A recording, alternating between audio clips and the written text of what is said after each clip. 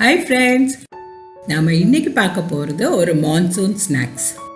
ரொம்ப குயிக்காக 10 நிமிஷத்தில் செய்யக்கூடிய ஒரு போண்டா ரெசிபி தான் இது. மழை காலத்தில் நமக்கு ஏதாவது கரக்கரன்னு சாப்பிடணும் போல் இருக்கும். அதே சமயம் குழந்தைங்களும் ஸ்கூலில் இருந்து வந்த உடனே ஏதாவது ஸ்நாக்ஸ் கேட்பாங்க. ஸோ நமக்கு ஒரு கப் தோசை மாவு இருந்தால் போதும். ரொம்ப குயிக்காக இதை செஞ்சிடலாம். நமக்கு அரைக்கவோ ஃபர்மெண்ட் பண்ணவோ தேவையே இல்லை. உடனே சுட்டு எடுத்து இதை சாப்பிட்டுடலாம் வித் தேங்காய் சட்னி. தேங்காய் சட்னி கூட இது ரொம்ப அருமையாக இருக்கும். இப்போது தேவையான பொருட்கள் எல்லாம் எடுத்து வச்சுக்கோங்க. அதே மாதிரி ஒரு பவுலில் 2 கப் இட்லி மாவு எடுத்துட்டு, அது கொஞ்சம் வாட்டரியாக இருக்கும். அதனால் நமக்கு தேவைப்படுற கன்சிஸ்டன்சி வர்றதுக்காக ஒரு 2 டேபிள் ஸ்பூன் அரிசி மாவு, 1 டேபிள் ஸ்பூன் கடலை மாவு சேர்த்துக்கோங்க. கொஞ்சம் காரத்துக்கு 1/2 டீஸ்பூன் மிளகாய்த்தூளும் உப்பும் சேர்த்து, இட்லி மாவில் கொஞ்சம் உப்பு இருக்கும், அதனால் பார்த்து சேர்த்துக்கோங்க. சேர்த்து நல்லா மிக்ஸ் பண்ணிக்கோங்க. அப்போ தான் நமக்கு அந்த கன்சிஸ்டன்சி கிடைக்கும். ரொம்ப வாட்டரியாக இருக்கக்கூடாது, அதே சமயம் திக்காக இருந்தாலும் போண்டா ரொம்ப ஹார்டாக இருக்கும். ஸோ அதில் கொஞ்சம் பெருங்காயத்தூள், பொடியாக நறுக்கின கொத்தமல்லி, பச்சை மிளகாவும் சேர்த்து நல்லா மிக்ஸ் பண்ணிக்கலாம்.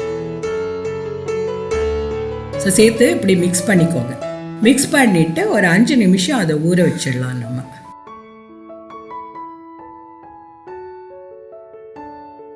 ஸோ இது மாதிரி ரொம்ப திக்காகவும் இல்லாமல் ரொம்ப தண்ணியாகவும் இல்லாமல் இந்த மாதிரி கன்சிஸ்டன்சியில் இருக்கும். ஸோ நம்ம இதை எடுத்து வச்சுட்டு நம்ம சட்னி அரைச்சிடலாம். மிக்சியில் கொஞ்சம் பச்சை மிளகா, உங்கள் காரத்துக்கு ஏற்ப பச்சை மிளகா சேர்த்துட்டு, ஒரு சின்ன துண்டு புளி, சின்ன துண்டு இஞ்சி, ஒரு 2 டேபிள் ஸ்பூன் பொட்டுக்கடலை, ஃப்ரெஷ்ஷாக துருவின தேங்காய், அதுக்கப்புறம் கொஞ்சம் உப்பு, இதெல்லாம் சேர்த்து நைஸாக அரைச்சிக்கணும். சட்னிக்கு துருவின தேங்காய் தான் நல்லா. வேணும்னா நீங்கள் அதில் தாளித்து கொட்டி சேர்த்துக்கலாம். இப்போ நமக்கு போண்டா சுடுறதுக்கு ஏற்ற மாதிரி ஒரு கடாயை வச்சுட்டு அதில் தேவைப்படுற எண்ணெயை விட்டு சூடாக்கணும். நல்லா சூடு வரணும். சூடு வந்ததும் அடுப்பை நிதானமாக எரிய வச்சுட்டு, நம்ம மிக்ஸ் பண்ணி வச்சுருந்த மாவில் இருந்து சின்ன சின்னதாக கிள்ளி போட்டு நம்ம போண்டா பண்ணலாம். அது சின்ன சின்னதாக நம்ம போட்டு எடுக்கும்போது வெளியில் நல்ல கிறிஸ்பியாக உள்ள சாஃப்டாக இருக்கும். அண்ட் மீடியம் ஃப்ளேமில் வச்சு எல்லா போண்டாஸும் நல்லா ஃப்ரை பண்ணி எடுத்துக்கோங்க.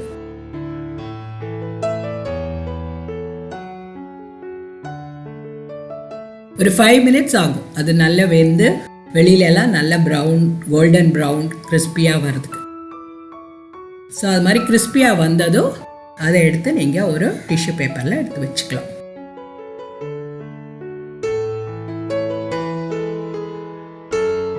ஸோ இந்த அருமையான போண்டாவை நம்ம தேங்காய் சட்னியோட பரிமாறும் போது ரொம்ப டேஸ்டியாக இருக்கும். நமக்கு அரைக்கவோ ஊற போடவோ ஒன்றும் தேவையில்லை. டக்குன்னு செஞ்சு கொடுத்துடலாம் குழந்தைங்களுக்கு. இதே மாதிரி நீங்கள் மிச்சம் இருக்கிற மாவுலேயும் இது மாதிரி சின்ன சின்னதாக கிள்ளி போட்டு சுட்ட எடுத்துக்கலாம்.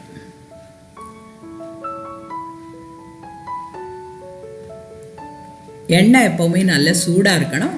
அதுக்கப்புறமா நீங்கள் நிதானமாக எரிய வச்சுட்டு ஃப்ரை பண்ணும்போது நல்ல கிறிஸ்பியாக வரும்.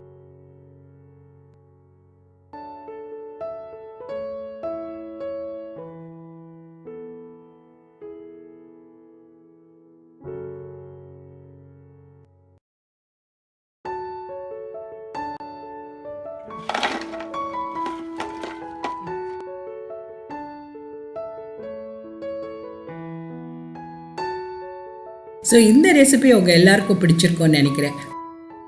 ரொம்ப 10 நிமிஷத்தில் குக்காக செய்யக்கூடிய இந்த குட்டி குட்டி போண்டா வித் கோகனட் சட்னி ரொம்ப அருமையாக இருக்கும். செஞ்சு பார்த்துட்டு என்ஜாய் பண்ணுங்கள். அண்ட் கம்லூஸ் கிச்சனுக்கு சப்ஸ்கிரைப் பண்ணுங்கள். தேங்க்யூ.